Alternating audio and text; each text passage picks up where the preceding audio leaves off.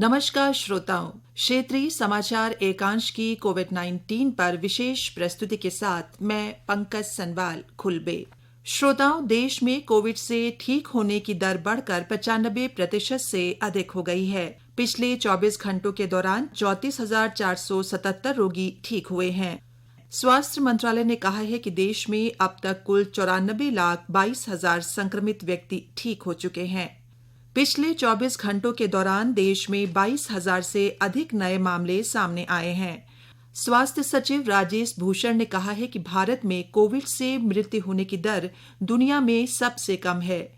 उन्होंने कहा कि वर्तमान में भारत में मृत्यु दर 1.45% है, जबकि विश्व में ये 2.26% है।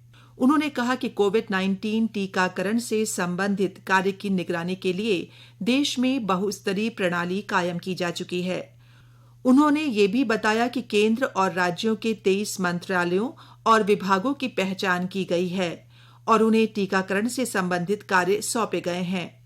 स्वास्थ्य सचिव ने कहा कि बिजली से चलने वाले और बिना बिजली वाले कोल्ड चेन उपकरणों और उनमें सुधार के लिए दिशा निर्देश जारी किए गए हैं।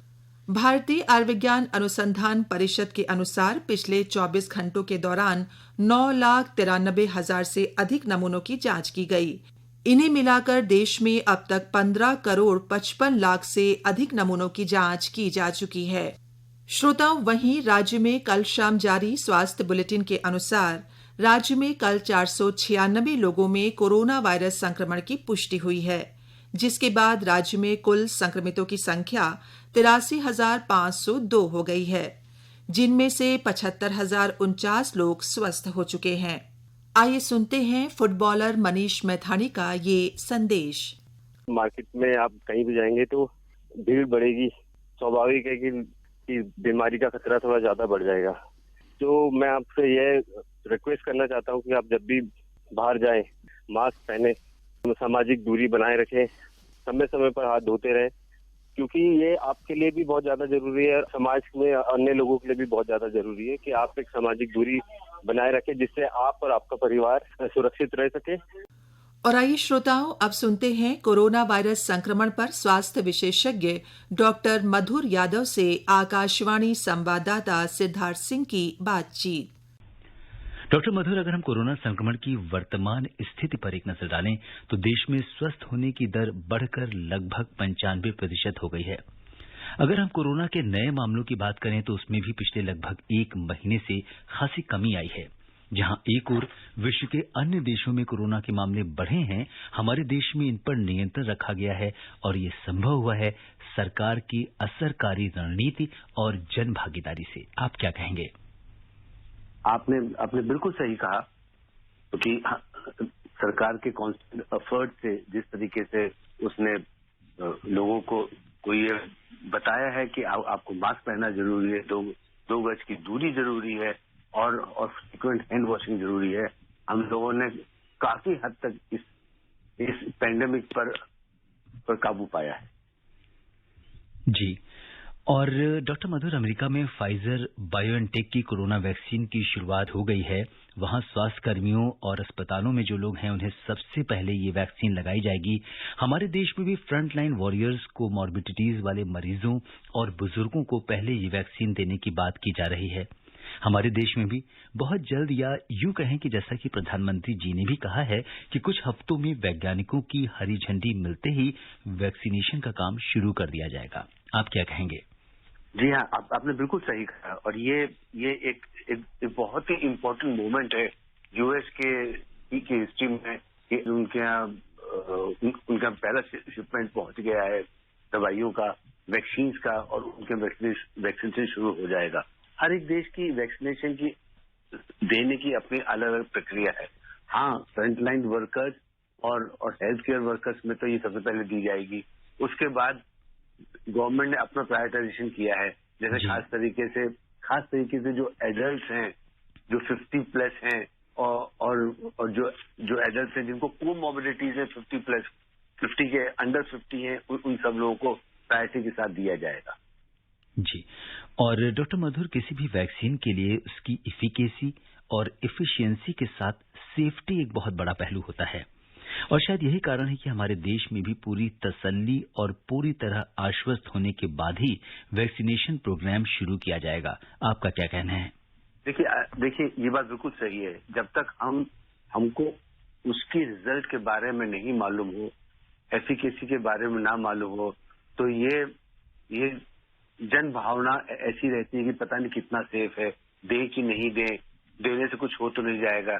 लेकिन हाँ, जितनी अभी तक ट्रायल हुई हैं उसमें ये है कि जो भी अभी तक उनके रिजल्ट आए हैं फेज 3 ट्रायल के जो भी हैं, उसमें ये है कि वैक्सीन हाँ सेफ है। इक्का दुक्का रिएक्शन हो सकता है, लेकिन वो कोई जानलेवा रिएक्शन नहीं है, कोई मेजर साइड इफेक्ट नहीं है, एडवर्स इफेक्ट नहीं है। छोटा मोटा है, जहाँ पर लगाया था वहां पर लोकल साइट में थोड़ी सी स्वेलिंग हो गई, थोड़ा दर्द हो गया, एक आध फीवर आ गया जो कि पैरासीटामोल को रिस्पॉन्ड कर जाता है। और बहुत ज्यादा ऐसा कुछ नहीं है कि आदमी सोचे कि इसको लगवाएं या इसको ना लगवाएं, ऐसा कुछ नहीं है। और आपसे एक ऑनलाइन सर्वेक्षण के बारे में भी चर्चा करेंगे। वर्धमान महावीर मेडिकल कॉलेज में वहां उन्होंने एक ऑनलाइन सर्वे किया है जिसमें देश के काफी ज्यादा लोगों ने 70% से भी ज्यादा लोगों ने वैक्सीनेशन कराने को लेकर बहुत उत्साहपूर्ण जवाब दिए हैं और उन्हें पूरी तरह से प्रतीक्षा है और उसको लेके वो बहुत उत्साहित हैं। जी देखिए ऐसा है कि जब हम साइंटिफिक तरीके से सोचते हैं, हम वैज्ञानिक तरीके से सोचते हैं और ये एनालाइज करते हैं कि क्या ये इस पेंडेमिक को रोकने के लिए सफल होगा। देखिए इस पेंडेमिक से ऐसे नहीं कि लोग परेशान नहीं है। लोगों का जो सिस्टम है, जो हमारा सिस्टम है, वो पूरी तरह ग्रसित है। पूरे विश्व में यही हालत है। तो हर आदमी सोचता है कि ऐसी कोई वैक्सीनेशन निकले, ऐसा कोई इलाज निकले जिससे कि हम बाहर जा सकें, हम अपना काम इफेक्टिवली कर सकें। तो उसके लिए अगर जो भी कोई वैक्सीनेशन, जो भी कोई दवाइयां एप्रोप्रिएट होंगी, लोगों का रिस्पांस हमेशा उसके लिए पॉजिटिव होगा। जी। और डॉक्टर मधुर, किसी भी वैक्सीन का असर एक लिमिटेड पीरियड के लिए होता है। अभी जो कोरोना की वैक्सीन बन रही हैं, इनका पीरियड कितना लंबा होगा और क्या इसके लिए एक बूस्टर डोज की भी जरूरत पड़ेगी? देखिए अभी तो जो वैक्सीन आई है उनका ये कहना कि एक डोज आप आज लगाएंगे, एक आप 4 हफ्ते बाद लगाएंगे। जी। तो जब आप दो डोज लेंगे तो आपकी इम्यूनिटी डेवलप हो जाएगी। लेकिन सिद्धार्थ जी, अभी ये कह पाना बहुत मुश्किल है कि इम्यूनिटी कितने दिनों तक डेवलप रहेगी। जी। हालांकि एक बात बहुत श्योर है, जो मैं पहले भी आपके प्रोग्राम बता चुका हूं, कि वैक्सीन लगाने के बाद भी आपको कोविड कि जो प्रिकॉशंस आप लेते हैं वो आप लगातार लेते रहें। तो यहाँ पे अब जो हम कोविड अप्रोप्रिएट बिहेवियर जो अपना रहे हैं वो हमारी हैबिट्स या हमारी आदतों में शामिल हो जाएगा। और इससे ना सिर्फ डॉक्टर मधुर, आप मुझसे एग्री होंगे कि ना सिर्फ कोरोना से बल्कि प्रदूषण, धूल और दूसरी जो इन्फेक्शियस डिजीज हैं उनसे भी बचाने में ये सारी हमारी जो हैबिट्स हैं वो काफी कारगर साबित हुई हैं। जी हाँ, आप बिल्कुल सही कह रहे हैं। खास तौर से वो इन्फेक्शन जो कि ड्रॉपलेट से ट्रांसफर होते हैं। जी। तो उसमें तो ये सब बहुत कारगर साबित होती है। जी डॉक्टर मधुर, जीवन की जो अलग अलग अवस्थाएं हैं, चाहे हम बालकाल की बात करें, युवा अवस्था की बात करें या प्रौढ़ अवस्था की बात करें या फिर हम बुजुर्ग होने के बाद की बात करें, तो अलग अलग शायद इसीलिए अगर हम वैक्सीनेशन की बात करते हैं तो सबसे पहले कहा गया है कि जो फर्स्ट प्रायोरिटी है वो हमारे बुजुर्ग हैं जिनकी इम्यूनिटी थोड़ी कम होती है और उन्हें संक्रमण का खतरा ज्यादा होता है। क्या कुछ कहेंगे? देखिए ऐसा होता है कि चलिए हम बुजुर्ग शुरू करते हैं। जो बुजुर्ग होते हैं और तो उनमें असल में क्या होता है, विद पैसेज ऑफ टाइम जैसे समय बीता जाता है उनकी इम्यूनिटी कम होती जाती है। उनमें एसोसिएटेड वो मॉर्बिड कंडीशन, किसी को डायबिटीज है, किसी को ब्लड प्रेशर है, किसी को किडनी डिजीज है, किसी को हार्ट डिजीज है, ये हो जाता है। तो इस तरह से ये लोग बहुत ज्यादा प्रोन होते हैं इन्फेक्शन के लिए, कोई भी इन्फेक्शन के लिए, और वायरल इन्फेक्शन भी उनमें से एक है। जो लोग बीच वाले में होते हैं 40 से 60 में, अगर इन लोगों में इन्फेक्शन के प्रोन तो होते हैं, लेकिन अगर कोई इनमें कोई मॉर्बिड कंडीशन नहीं है, इनमें कोई हाइपरटेंशन, डायबिटीज की, क्रॉनिक किडनी डिजीज कोई हिस्ट्री नहीं है, तो इनमें खतरा थोड़ा कम होता है।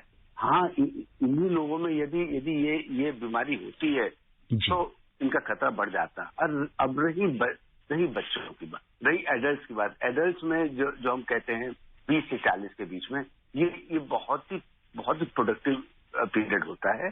इसमें बच्चे को इसमें युवक को यूजली बहुत कुछ नहीं होता है, बहुत एक्टिव लाइफस्टाइल होती है, खूब भागता दौड़ता है, तो इसमें चांसेस थोड़े से कम होते हैं।